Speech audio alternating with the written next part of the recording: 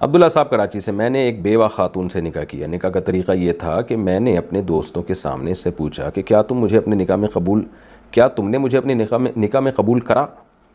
اس نے 2 بار اس پہ مجھے ہاں کرا کا جواب دیا، اور گواہوں کی موجودگی میں، یہ کرا لفظ اچھا نہیں ہوتا، اردو میں کیا لفظ ہے۔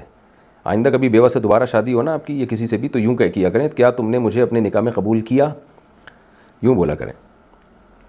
اچھا، اس نے 2 بار اس پہ مجھے کہا کہ ہاں کرا، اور گواہوں کی موجودگی میں میں اسے 39,000 حق مہر ادا کیا۔ اس بات کو 1 سال ہو گیا، اور میں ہر مہینے سے خرچہ بھی دیتا ہوں، لیکن جب بھی لڑائی ہوتی ہے تو وہ خاتون کہتی ہے میں نے نیت سے نہیں، تمہاری عزت رکھنے کے لیے ہاں کہا تھا، اور میں اس نکاح کو نہیں مانتی، جبکہ سب خرچے بھی میں اٹھاتا ہوں۔ تو کیا یہ نکاح جائز ہے یا نہیں؟ کیا اس کا یہ بولنا جائز ہے؟ بھائی نکاح میں ہاں کسی بھی نیت سے کر لو گواہوں کی موجودگی میں تو وہ نکاح ہو جاتا ہے۔ تو وہ بیوہ صاحبہ سے آپ کا نکاح ہو گیا ہے، ان سے کہیں ایک دفعہ پہلے بیوہ ہو چکی ہیں، اب دوبارہ شوہر لیس ہو جائے گی تو بار بار شادیاں نہیں ہوتی۔ تو جب کرا بولا ہے نا، کرا، ہاں کرا، تو بس ہو گیا۔ یہ پوچھتے ہیں یا پوچھتی ہیں، واللہ عالم، نور مردوں کا نام بھی ہوتا ہے، خواتین کا نام بھی ہوتا ہے۔ والدین میں علیحدگی ہو جائے تو بچے کس کے پاس رہیں گے، کہاں رہیں گے؟ اگر میاں بیوی میں علیحدگی ہو جائے، شوہر نشے کا عادی ہو، تو بچے کس کے پاس رہیں گے؟ اصول یہ ہے کہ جب میاں بیوی میں علیحدگی ہوتی ہے تو لڑکا 7 سال کی عمر تک ماں کے پاس رہتا ہے، اور لڑکی 9 سال کی عمر تک۔ 7 سال کے بعد بیٹا باپ کے پاس آئے گا، لازمی دیا جائے گا اس کو، اور بچی کو 9 سال کے بعد لازمی باپ کے حوالے کیا جائے گا، چاہے وہ نہ بھی لے رہا ہو۔ وجہ اس کی یہ ہے کہ اب 7 سال کے بعد بچے کا باپ کے پاس رہنا، اس میں تربیت کے حوالے سے وہ زیادہ یعنی فائدہ مند ہے، اور بچی کا 9 سال کے بعد۔ تو یہ تو شرعی ایک مسئلہ میں نے بیان کیا۔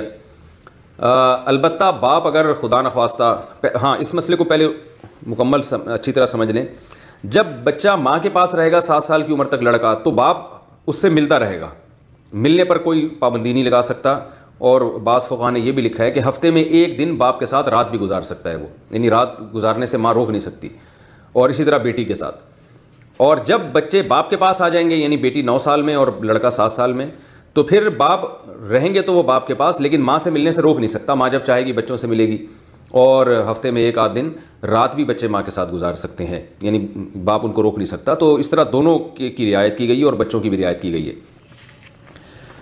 لیکن اگر باپ نشے کا عادی ہے، اور اس میں یعنی ایسا نشہ ہے جس سے باپ کی صحت بھی خراب ہو رہی ہے، اور پھر تو بچے کے بگڑنے کا بہت اندیشہ ہے کہ ایسا نہ ہو کہ یہ نشہ ہی ہو، چرس پیتا ہے، ہیروئن پیتا ہے، اور ایسے نشے کا عادی ہے کہ بچے کا بھی خراب ہونے کا خطرہ ہے، تو پھر باپ کے حوالے نہیں کیا جائے گا، پھر ماں اپنے پاس ہی رکھے گی اس کو۔ والدین کی قبر پر سلام کہنے کا طریقہ، کیا قبر پر جا کر انفرادی سلام کہہ سکتے ہیں؟ مثلاً والد یا والدہ کی قبر پر جا کر خاص انہیں سلام کرنا۔ خالد فاروق صاحب انڈیا سے پوچھتے ہیں۔ نہیں، یہ ثابت نہیں ہے۔ میت کے جتنے بھی حکام ہیں وہ جب تک کوئی حدیث نصوص سے ثابت نہیں ہوں گے، ہم اپنے طریقے سے ان میں تبدیلی نہیں کر سکتے، کوئی رسم نہیں نکال سکتے۔ جب آپ قبرستان جائیں تو عمومی تمام مردوں کو سلام کرنے کا حکم ہے، السلام علیکم یا اہل القبور، لیکن الگ سے والدین کی قبر پہ جا کے ان سے سلام کرنا یا باتیں کرنا یہ ثابت نہیں ہے۔ بس جائیں ان کی قبر پہ دعا کر کے واپس آ جائیں۔